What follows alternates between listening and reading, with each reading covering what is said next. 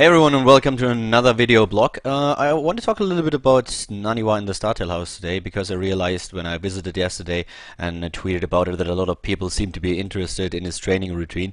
And obviously in this video I won't talk too much, I won't talk about any details or whatsoever about how he's preparing for his GSL match in the round of 8 against MVP.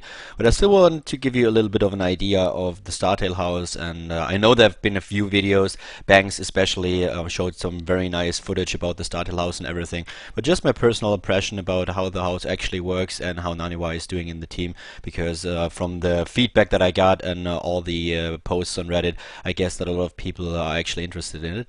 So I was really impressed at the StarTale House because it basically consists of several floors where you can go to, and they have the practice area at one of the lower floors, and it's really nice. You have several rooms for all the teams. There's a League of Legends team as well. We have the StarCraft 2 team obviously, and it was pretty interesting to see how they trained and that they really dedicated a lot of their time to practice. And especially seeing Naniwa just grinding through games was incredible, because one of the things that always pops up when you talk about Koreans, about the GSL, and about Europeans or just foreigners in general, is that the Koreans seem to have a little bit of an edge. And one of the questions that's always asked is that people want to know why is that. And I think one of the main reasons is the approach towards the game. Whereas, for example, in Europe, a lot of the players are still going to school, still going to university. There are not all that many pro gamers around that really dedicate their whole time, all of their time to the game. And even those that do are sometimes slacking a little bit off. There are only a few exceptions that really have the spirit that it takes and the mindset in order to train as hard every single day and just get new strategies into the loop, practice them, and make them work. So that's something that the Koreans definitely have an advantage right now. They practice a lot more, they dedicate more time to the game, they have those training houses where they can talk to each other, where they can share strategies, go for custom gaming and everything, and just work things out. So that's definitely something that Koreans do a lot better at this point. Of course, a lot of Europeans and American teams are currently catching up, trying to establish team houses and getting more professional in the sense of training. Marketing-wise, they are already far ahead, as you can see, for example, with EG, who are doing an incredible job. But I have to say that I was really impressed to see how Naniwa was playing. You might have seen a couple of his interviews at DreamHack or recent events where he said that he thinks he's a perfect match with Sasa, that they really work well together because Sasa is just grinding games out every day. He's just playing the entire day, just going for it. And Naniwa mentioned in one of the interviews that he thinks of himself a little bit as a slacker sometimes, and that he's really motivated to see how Sasa is playing and that this makes him play as well. And this might have been true in the past when he was preparing for some of the tournaments, but the attitude that he currently shows in preparing for his GSL match against MVP is really incredible. I've been there and he was just practicing the entire time with the players like Bomber, with MVP, he's practicing with Polt a lot, and he has a lot of other training partners that he is just playing thousands of games with. It's really amazing. And right now it got to a point where the Koreans are actually kind of trying to dodge. So we have players like Hack or Bomber, and they enter the room. The first thing that Naniwa says, he's like, "Hey Bomber, go custom games, go, open the map." And he says the same thing to Hack. And after a while, after a couple of games, the Koreans are always like, "Ah, need a break." So they really try to dodge. It's so funny to watch. Like Naniwa is sitting there, is just playing game after game after game, trying to perfect his strategies, trying out different ones, making small but very subtle adjustments to the build that he's currently playing, and it's just incredible. So Naniwa is basically not grinding games, he's grinding Koreans right now, and sometimes he can't even find a training partner. He doesn't play ladder at all at this point, and it's just custom gaming against Korean Terrans everywhere. It's really so amazing.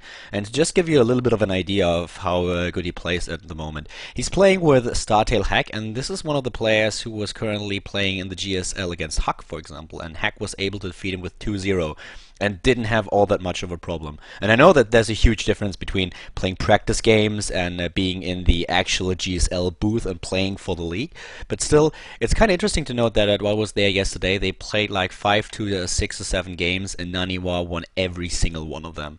and he did such an amazing job. It was really great to see how well they play. Also, the training games with Bomber was just such a treat to sit there and to watch all of those games. It was really incredible, and I went to one of the supermarkets later on with Sound, with Hack and a few others, and talked to them a little bit about what they think about Naniwa's current attitude, and they were all in the opinion that Naniwa is just training like a madman, that he has a really good chance at defeating MVP, and that he is just in very good shape. And they were like, yeah, he's training so much, we really need a break sometimes. The guy is playing way too much StarCraft at this point.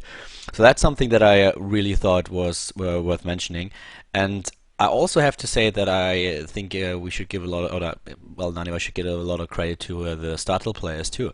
If you think about it, Bomber has to face Zerg play in the next round of the GSL, but still he's dedicating so much time to practicing with Naniwa because he knows how important those matches are. And Bomber is such a great Terran player, and he's just able to encounter Naniwa in completely different ways than, for example, Pold or Hack. Everyone has different styles, so he's dedicating a lot of time just playing against Naniwa over and over and over again, and a lot of other players as well. Even though he has a match coming up against the Zerg player, which he has to prepare for. That's something that really amazed me, and that just shows how strong the team spirit in StarTale is.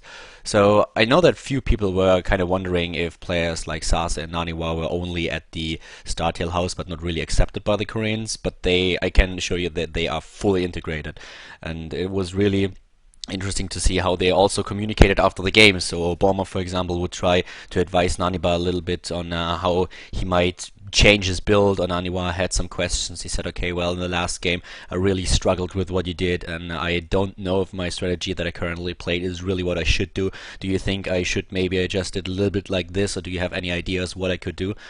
The English of Bomber is quite good, and he sometimes helps out when, for example, Hack or Sound don't really know what to say, so that was nice to see. There weren't all of the players there at the StarTale House yesterday, so I can only judge what I witnessed, but this was really, really kind of impressed me. And I have to say that this is exactly the attitude that you need. So Naniwa even, I think he even well, not really forfeited, but he told the guys from MLG that he's not going to play the MLG qualifier because he did not want to screw up his sleeping schedule. He's completely dedicated to the GSL match, and that's exactly how it should be. I'm not quite sure if he's going to win. I actually think that he has a very good chance of winning against MVP given the amount of games that he's playing right now, and obviously because also he has been preparing for Terran and against Protoss in the past because of the group stages where he didn't face a single Zerg player. So at this point, he's really kind of confident with the matchup. But MVP is obviously a very strong opponent, so it's not a given that Naniwa is going to win. But I'm really sure that it doesn't matter at this point. He said over and over again in interviews that he doesn't really think about winning or losing. He just want to show his best in the GSL. He wants to practice as much as possible and have no regrets later on when he loses. And this is something that he's definitely going to achieve. So if he wins or loses, I'm really sure that we are going to see amazing games.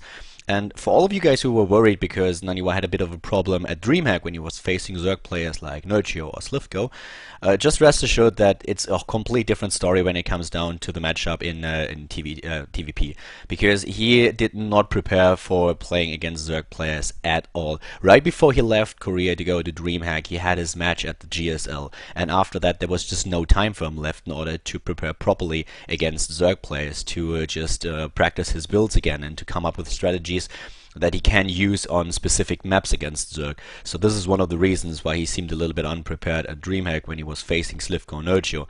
Obviously they did a really good job, and I don't want to take anything away from them at this point, but it's just that it's not really an indication of how well Naniwa plays TVP at this point, because it's just a completely different matchup, and the way that you can prepare for GSL is also a lot different, and it's actually something that Naniwa apparently seems to like quite a lot. I talked to him a little bit about it, and he said it's just complete different mindset when you know you have to practice for this one game. It is one game that you prepare for. It's not a whole tournament where you face a variety of players, but it's just one match, one opponent. You have a best of 5 going on. You know the maps, you can prepare for them, and this just allows you to prepare completely different than if you attend a major offline tournament overseas where you are facing 8, 16, maybe 32 opponents. So definitely something that you should also keep in mind. And I have to say that I really enjoyed the time at the StarTale House. It's definitely not gonna be the last time that I've been there. It was quite funny. I actually made pancakes. I made pancakes for the StarTale players. Not all of them had some, but it was really funny.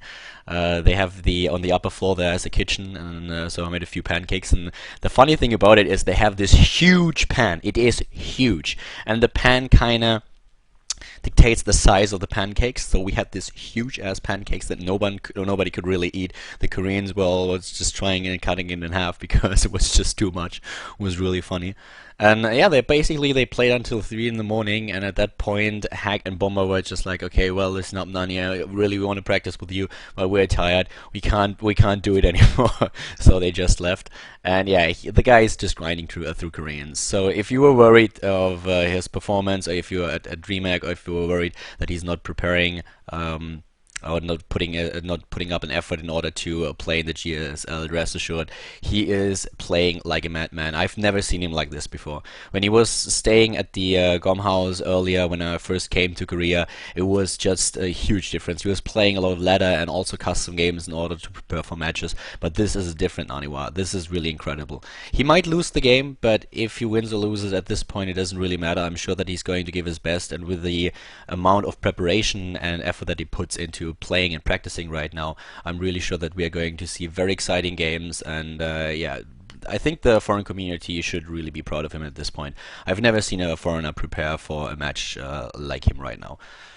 Yeah, and that's basically at this point all that I wanted to say, because I realized how interested people seem to be in how he's training right now. And once again, I want to give some credit, or at least thank all the Koreans as well, because it's really nice to see how much time they spend practicing with him. And I know that there has been these, well, not really rumors, but people were kind of afraid and were thinking, okay, well, do they really practice with foreigners, and do the Koreans just stick to themselves? But actually, they don't. They fully integrate Naniwa in their training schedule, and he sometimes is running out of training partners because they just can't play against him anymore or need to prepare for other games. But it's still pretty interesting to see how much he and I guess Sasa as well are currently already involved in the whole structure of the StarTale House. So that's really nice. And yeah, I kind of enjoyed the day yesterday. So guys, the match is coming up on Wednesday, and I'm sure that you are looking forward to it. I'm looking forward to it as well. I'm definitely going to be there and going to support him, and this is going to be really, really incredible. So I hope you are going to tune in when Naniwa is going to face MVP, and yeah, definitely give the guy some support. Thank you very much for watching, and see you soon.